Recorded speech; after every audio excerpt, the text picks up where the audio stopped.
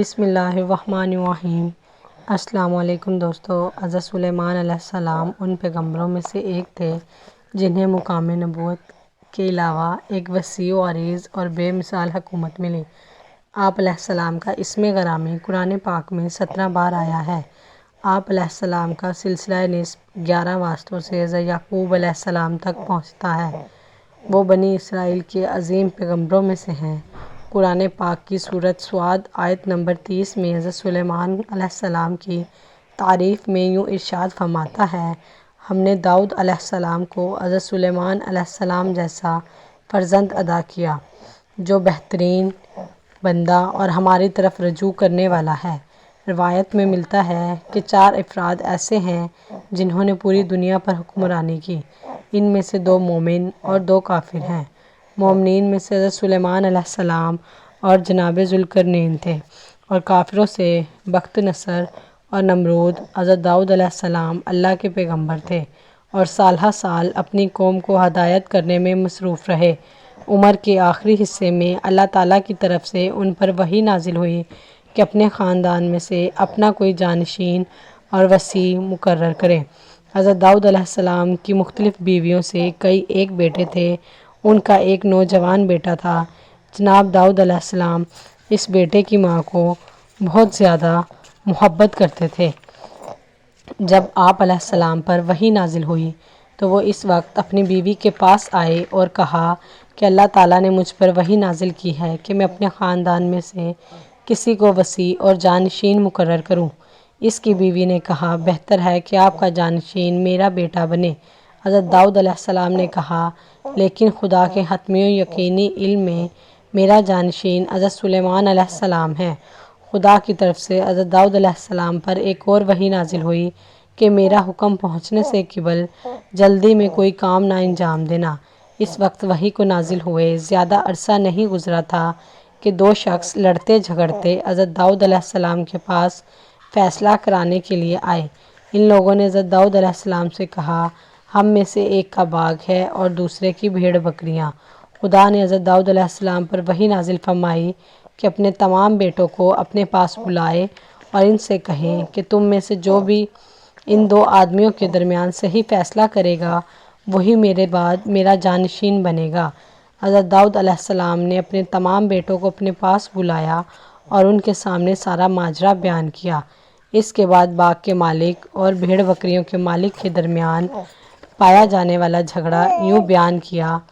باغ کے مالک نے کہا، اس شخص کی بھیڑ بکریاں میرے باغ میں آتی ہیں اور میرے باغ کو نقصان پہنچایا ہے۔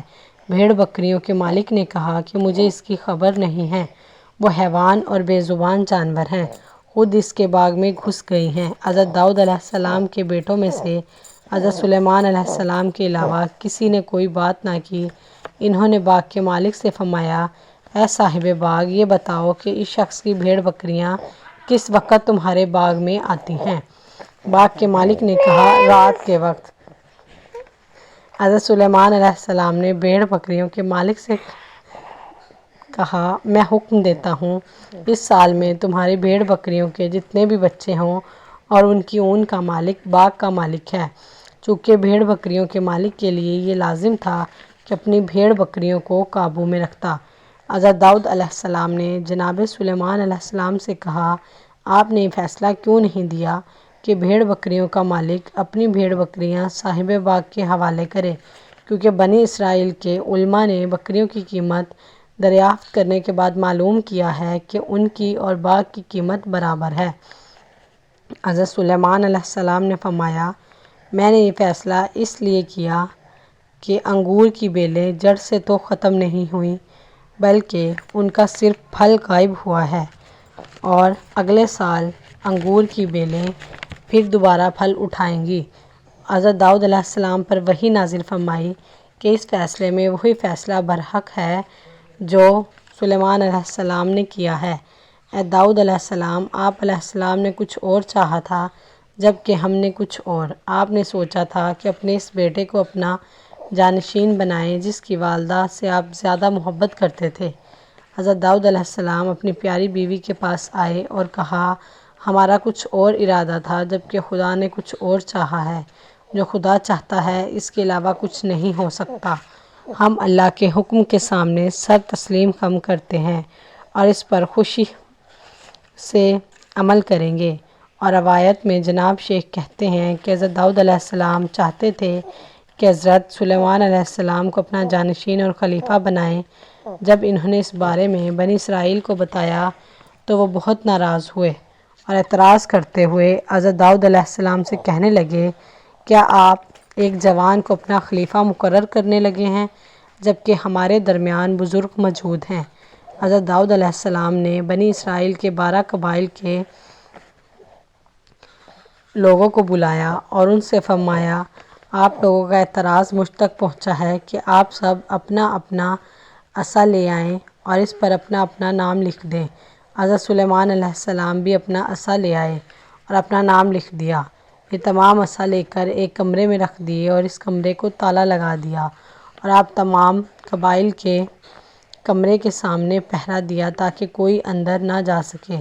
اگلی صبح کمرے کا دروازہ کھولا اور دیکھا جس کا عصا سبزدار اور پھلدار ہو چکا ہے وہی میرا جانشین اور خلیفہ بنے گا۔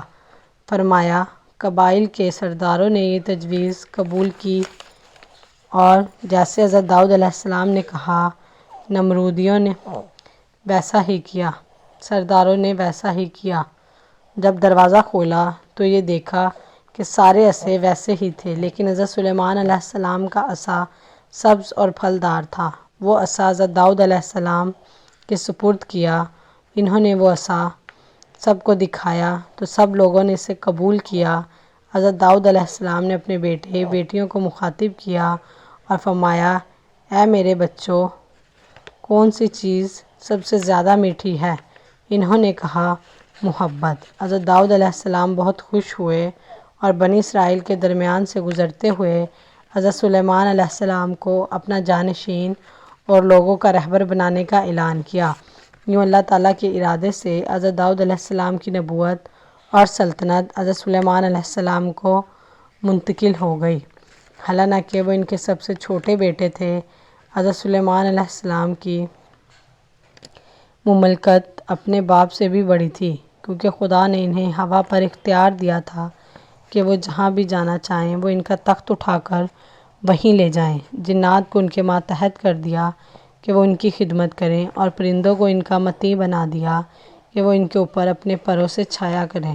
پروردگار عالم نے انہیں پرندوں کی بولیاں بھی سکھائیں اور غیر معمولی فہم و فراست عطا کی۔ ان تمام نعمتوں کی بدولت حضرت سلیمان علیہ السلام کی سلطنت بے مثال سلطنت بن گئی اور اس میں تمام ظاہری قوتیں یکجا ہو گئیں۔ حضرت سلیمان علیہ السلام کے تخت کے بارے میں صحیح اور قطعی معلومات تو نہیں ہیں، اور یہ بھی معلوم نہیں ہے کہ اس کی شکل کیسی تھی اور وہ کتنا بڑا تھا، یعنی آیا وہ ایک تخت ہی تھا جس پر حضرت سلیمان علیہ السلام اور ان کے خاص چند لوگ بیٹھتے تھے، یا وہ ایک قالین تھا جس کی لمبائی چوڑائی کئی زیادہ تھی، جس پر آپ کے وزیر، اہلکار اور ہزاروں سپاہی بھی بیٹھا کرتے تھے۔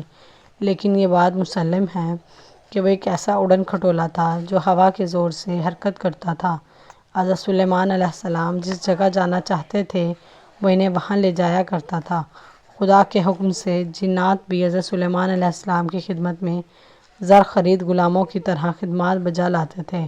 وہ ان کے لیے عالی شان مکان اور بڑے بڑے حوض تعمیر کرتے تھے، نیز سمندروں کی تہہ سے ہیرے جواہرات نکال کر لاتے تھے جن کو حسب ضرورت کام میں لایا جاتا تھا۔